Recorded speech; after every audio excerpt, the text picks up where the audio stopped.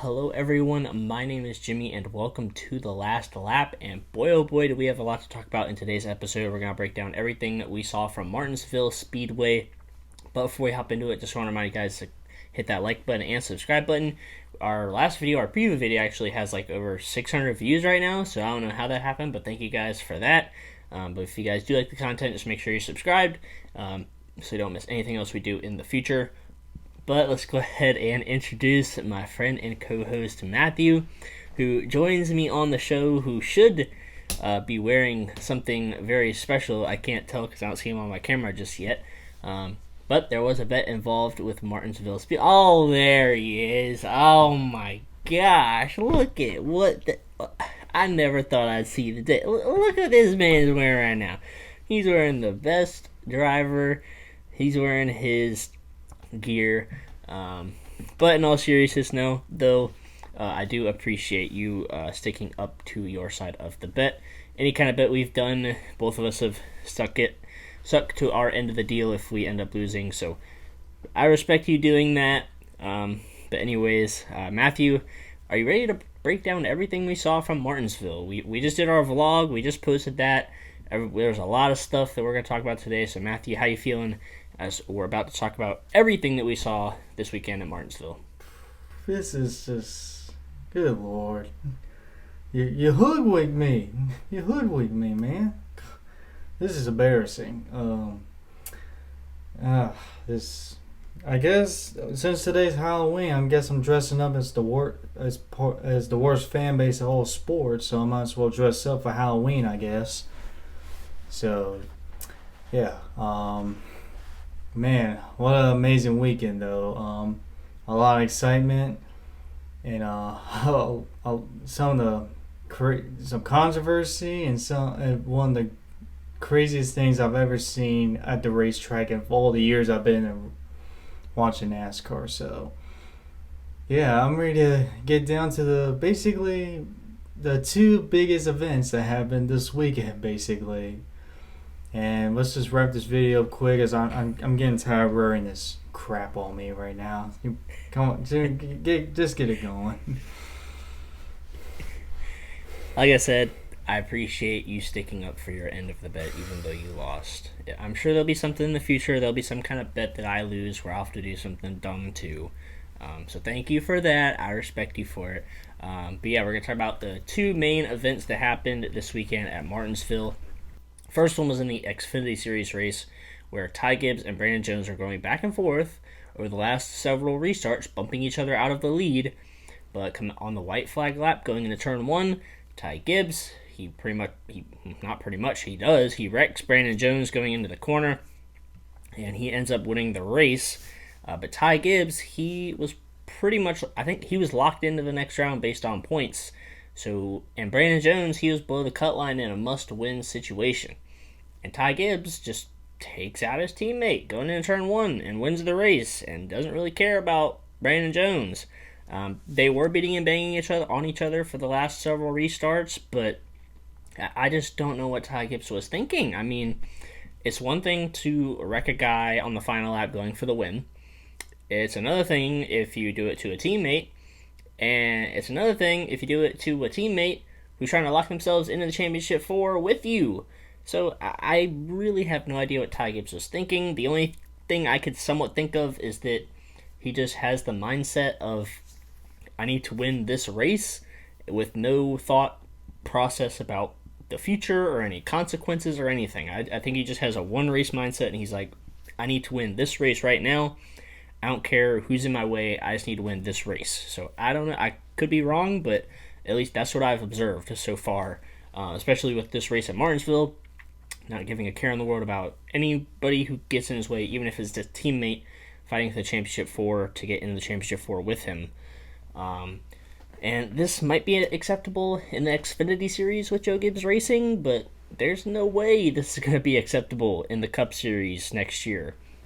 Especially with teammates like veterans like Denny Hamlin and Martin Truex Jr. Christopher Bell's not really a veteran, but, I mean, they're not going to take getting shoved out of the way by a teammate like that. You know, if this was Denny Hamlin, if Ty Gibbs took out Denny Hamlin at Martinsville for a win. And Denny Hamlin was trying to get into the championship 4. Ty Gibbs will not hear the end of this. I mean, he has been, quote-unquote, spoiled in terms of great equipment in the ARCA and Xfinity series. He won the championship in ARCA by a landslide, won a bunch of races that year. He's won a bunch of races in Xfinity this year. He's currently in the process of being humbled in the next-gen car, and he's going to continue to be humbled in the next-gen car. Maybe that's a little bit of this frustration that we're seeing out of Ty Gibbs, where he's just trying to dominate in Xfinity until he gets full-time in Cup, because he's not going to go into Cup and win 4 or 5 races next year. There's no way, and if he does, then everybody else Joe Gibbs racing is going to seem kind of sus of Ty Gibbs and Joe Gibbs and everything they're doing, with him getting the best equipment in Xfinity and all that kind of stuff. But let me quickly say what Joe Gibbs and Coy Gibbs had to say about this situation. Joe Gibbs said, quote, "When things like that happen, there are going to be consequences." And then Coy Gibbs, his father, Ty Gibbs' father, said, "Yesterday was disappointing. That wasn't what we wanted for our race team." And apparently they are going to talk about it behind closed doors. What happens, I don't know. But definitely a very interesting situation we saw. I'm interested to see how it plays out next year in the Cup Series. You know, if Ty Gibbs is going to learn to kind of mature a little bit and, you know, not race everybody as aggressive as he has been in Xfinity. But, I don't know, have to just see how that works out. But now we're going to talk about the Cup race really quick. I'm going to just give like a 1-minute recap and then hop into the main thing that happened. So Denny Hamlin dominated stages 1 and 2. Lost all his track position because of a slow pit stop. Multiple pit stops, actually, by his pit crew. Christopher Bell, he controlled most of the final stage until a caution came out with around 25 laps to go. Chase Briscoe and Cole Custer stayed out. Chase Briscoe obviously in a must-win situation, so he stayed out to take track position. Sober drivers took 2 tires. Christopher Bell restarted, I think, 6th or 8th or something with about 23 laps to go. He slowly made his way through the field, passed Chase Briscoe with 5 laps to go, and he would go on to win and punch his ticket to the Final 4, along with Joey Logano, who was already locked in. The final 2 spots were going back and forth between Ross Chastain, Chase Elliott, and Denny Hamlin. Chase Elliott would point his way in as well. And Ross Chastain and Denny Hamlin, the 2 drivers that have been going crazy back and forth all year long. Of course, it came down to them for that final playoff spot. Denny Hamlin made his way through the field on that short run. Chastain and Hamlin, they bumped and banged each other forever. You guys can see it in our vlog video. But Denny Hamlin passed Ross Chastain and kept making his way through the field. And Ross Chastain was down 2 points. Denny Hamlin was in by 2 points as they went into the final lap. And if you guys don't know what happened by now, you must be asleep, because this has been all over social media, YouTube. It's even on SportsCenter's #1 top 10 play. Ross Chastain just sends it into turn 3, shifts into 5th gear, rides the wall all the way around turns 3 and 4, passes 5 cars, and passes Denny Hamlin right at the finish line, and he points his way into this race, or into the championship 4. Like, we both saw it live, and I was recording. I had it on Christopher Bell, and I was following him, and out of the corner of my eye, I just see Ross Chastain's car against the wall, and I'm like, what in the world? So I follow his car all the way around. He crosses the start-finish line. I just dropped my jaw, and I was speechless. I couldn't believe what just happened. And then they announced that he made it in on points, and I was dumbfounded, and people in the crowd were cheering and everything, and I just stood there. I was like, I don't really know what just happened. I've never seen anything like that before. Nobody really has. But just an incredible move by Ross Chastain. The true, never give up attitude right there. But quickly, as we look at the race results, all the playoff drivers finished in the top 10, as we can see right here. Brad, he was in the top 5. He got disqualified, though, so that bumped everybody up a spot. Cole Custer, 14th. He was running in the top 5 all day long. Want to give him a quick shout-out real quick. And then, unfortunately, Matthew's driver, Kyle Busch, he went down 4 laps. He was in last place at the end of stage 1. He was 4 laps down, and NASCAR even warned his team that he was almost not making minimum speed. That's how bad his car was. So I have no. Everybody on the team must have quit at this point. The tension at JGR and Kyle Busch, they must be at an all-time high, because nobody cared. Like, Kyle Busch, he was quiet on the radio the whole race. He didn't really say much, and it's just pitiful. Like, I feel so bad for Matthew and all the Kyle Busch fans out there, because Tyler Reddick, who also had a bad day, him and Richard Childress, they were able to, agree to part ways, and they went out and won, I think, 2 more races after he decided that he was leaving RCR for 2311. But Kyle Busch and Joe Gibbs Racing, on the other hand, they just fell apart. Like, they couldn't come together to make anything happen. So I feel really bad for Kyle Busch, for Matthew, for any Kyle Busch fans out there. You guys deserve better for these final few races, and it looks like the whole team just quit on Kyle Busch. But Tyler Reddick, he actually parked the car in the garage because he apparently was having a headache, and hopefully there's no major head injuries going on there. I hope he recovers and is able to come back at Phoenix. But the main talk about this race was the move Ross Chastain made. And there's been, the question floating around on whether this move, there should be a rule going around this move that Ross Chastain made. And I said it as I was walking out to the car after the race. I said that it opens up the playbook for every other driver. Just saw that it's possible to do that, at least at Martinsville, maybe some other tracks as well. We saw Kyle Larson try to do it at Darlington last year, and I'm right in the middle. I don't really know if NASCAR should make a rule about this or not. You do want to prioritize driver safety and all of that, because with just slamming the throttle and running the car against the wall, a lot of bad things can happen. His car could have got caught in the entrance where the gate is off of turn 4. He let go of the wheel, so a lot of safety concerns right there. But at the same time, you got to give props to Ross Chastain.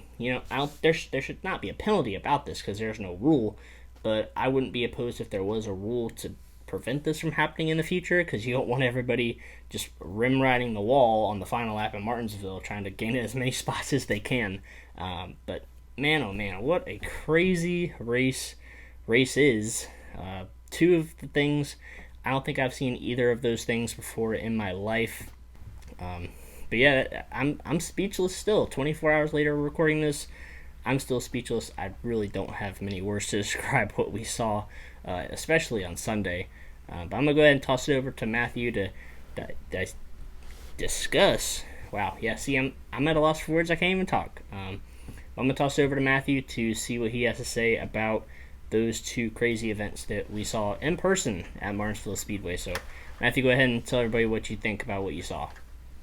Alright, so, but before I get into that, I do want to show you one thing I did get while I was at Martinsville. It's another new one to the collection, Kyle Busch's 2021 Pocono win from last year. This was the race that he was stuck in 4th gear during the race, and I was like, go ahead, pack it up, let's go home. But fuel strategy, he was able to have just barely enough fuel to get that win. So that was a special win right there. The last win with the Gen 6 car for Kyle. Okay, so, alright, let's get on to the whole Ty Gibbs thing. Joe Gibbs Racing is an absolute embarrassment of a team, of an organization right now. They are an absolute dumpster fire. And I know they just won both Xfinity Cup races, I know. But literally, internally, they are an absolute dumpster fire. I'm sure Kyle Busch is quoting what Kevin Harvick said back in 2013. He was like, and this is exactly the reason why I'm leaving RCR, or in this instance, Joe Gibbs Racing, is because he got all these rich kids coming up, being fed to them with a spoon, basically. So, and yeah, Ty Gibbs, he's going to need some more security around him for these races from now on. He's going to need a lot more security. It's just, he has so much talent, but you know, he just doesn't have the talent when it comes to maturity, patience, um, or any sympathy to a teammate. So it's just mind-boggling. I mean, I don't see him win Phoenix now at this point. I mean, Brandon Jones got nothing to lose basically. What's Joe Gibbs Racing gonna do with Brandon Jones? Park him for the race? Good luck with that. Yeah, he's got a lot. That kid's just got a lot of learning to do. And since my driver's going to RCR, I mean, I don't care what this kid does anymore. I don't care what Joe Gibbs Racing does anymore. They can crash and burn for what I care. I mean, and that's where it's heading down to, basically. Especially when that kid takes over the 18 car and he drives the same way that he is right now in the Xfinity Series. Yeah, that's all I have to say about that. It's just ridiculous. And by the way, on Sunday there was a guy dressing up as Jesus or Moses. His son said, "I'm looking for Ty Gibbs," and he was standing around his car. That was funny right there. Of course, referring to some comments that Ty Gibbs made post race, which I won't get into depth with that because that is controversial. But yeah, that is just a mess. I know Kyle Busch was laughing in his motorhome that night, like, that kid's taking over my ride, huh? I'm glad I'm out of here. So, good luck to Ty Gibbs next week. He's going to need all the luck he has, not getting spun out or wrecked, basically. Either by a Junior Motorsports car or Brandon Jones. So, that's all I have to say about that. As for Ross Chastain, though, oh my goodness. I mean, I've been going to races since I was 8 years old. I'm 23 now. And that was one of the, if not the craziest thing I've ever seen live in my life. I mean, it's up there when Matt Kenseth purposely wrecked Joe Logano at Martinsville those few years ago. I mean, once they said Ross Chastain made the championship 4, it was like Dale Jr. just won the championship. Everyone was just cheering, man. That was amazing. I just can't believe Ross Chastain made that work. I mean, it didn't even look real. He was going through there so fast. I just don't know how he made that work. I mean, this is just something that's going to be replayed for the next 50 years, basically. So, and for anyone that says, "Oh, they got to get rid of the format, it sucks." Well, they're not getting rid of it now because of that moment right there. They're never getting rid of that format after what just happened there. Because now Ross Chastain is trending around the world, basically. I mean, every single everyone from different motorsports is talking about it. I mean, IndyCar drivers are talking about it. Even Formula One drivers are talking about it. Like Fernando Alonso tweeted about it. I mean, this just has like worldwide attention. SportsCenter was even talking about it on the top 10 list. Normally, when ESPN talks about NASCAR these days, is either someone got injured, or something about Bubba Wallace causing controversy. You know, like a couple weeks ago. So it's a relief that ESPN is finally talking about NASCAR in a positive way here with Ross Chastain for once. I mean, that was just incredible. I mean, in my opinion, if Ross Chastain wins at Phoenix, he deserves 2 championships. One for that and one for Phoenix. He deserves to be a 2-time champion just for that. I mean, that was amazing.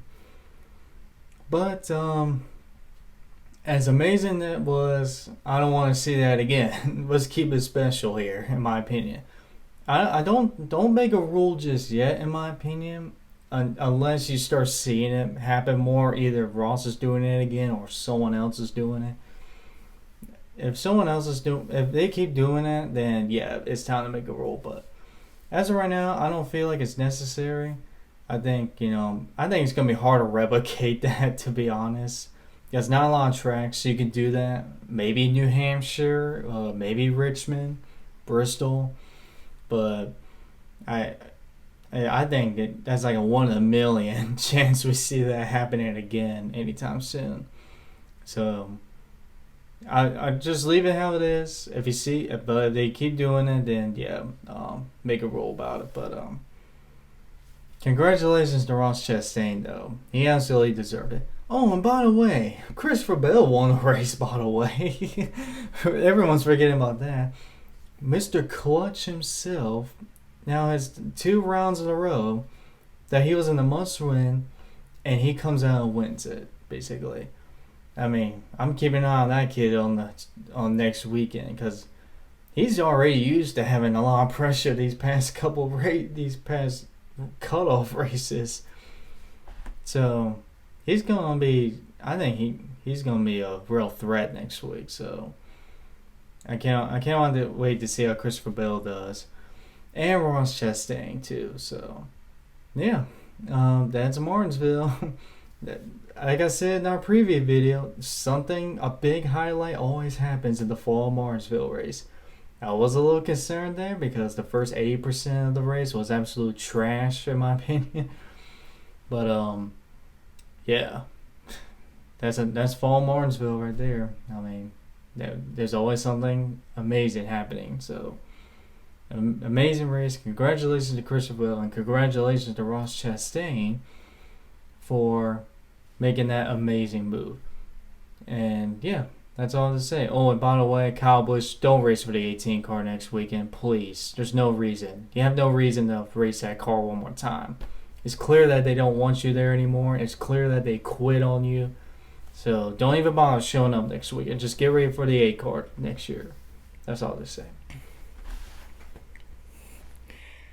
Yeah, I'm still speechless. Like I said, this is 24 hours after the race, and I really don't know what to say besides what we've already said about the whole Ross Chastain thing. The Ty Gibbs thing, too, that's pretty crazy, too, and hopefully he learns eventually, because he's going to have to learn the hard way.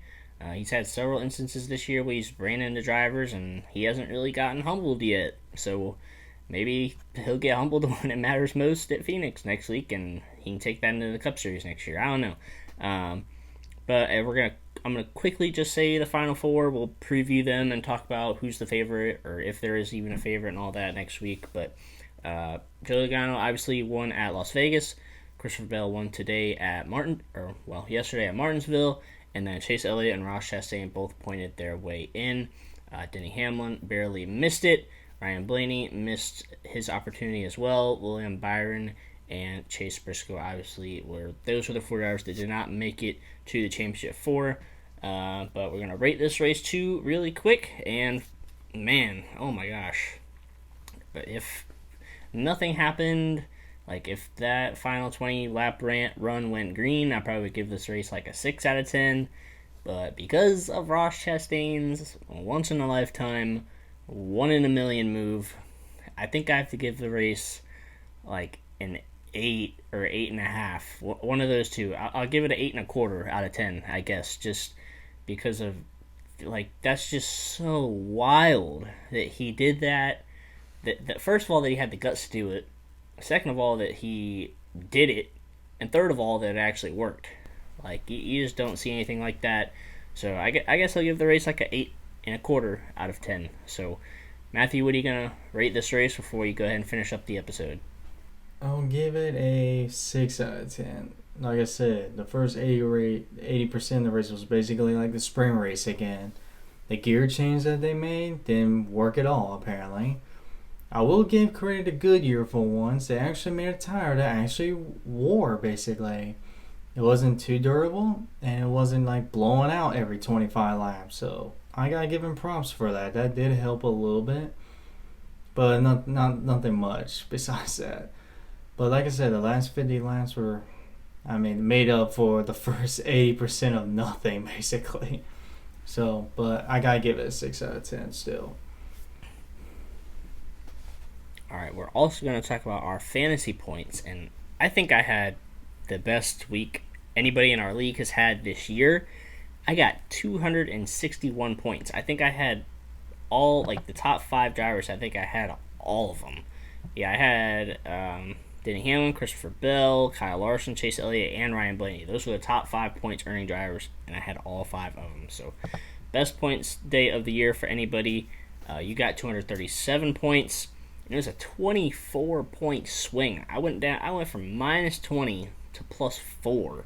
So I'm at 6,417. You're at 6,413. Now it's anybody's race going into Phoenix next week for the finale for, obviously the NASCAR championship, but also for our league. It's between me and you for the final spot there. But yeah, Matthew, do you have any other closing thoughts before we go ahead and finish out the episode? The vlog was really cool, so I don't know if you want to say anything about the vlog to wrap up, but I'm really glad we were able to do that, and hopefully that gets a lot of views as well. Well, since Ross Chastain's come in the Final Four, if Pitbull's not there this weekend, I will not be happy at all. Pitbull has to be at that championship 4 race so he can celebrate Ross Chastain if they win the championship. Get the DJ out and party basically. So I cannot wait for the final race of the season. Yeah, it's sad that it's coming to the end of the NASCAR season, but it's been a great one. We still got one more race to finish it out, so make sure you guys stay subscribed and make sure you watch out for our videos. Our vlog will be right here for you guys to check out, so click on that. It's all the footage from the weekend, all the videos of everything crazy that went on throughout the weekend. Some, obviously the merch haulers and all kinds of other stuff. Matthew got a shirt, too, that he didn't show on today's video that is shown on the vlog and all of that stuff. So make sure you guys check that out. You guys really seem to like those videos. But until the next time, we'll see you guys in the next video.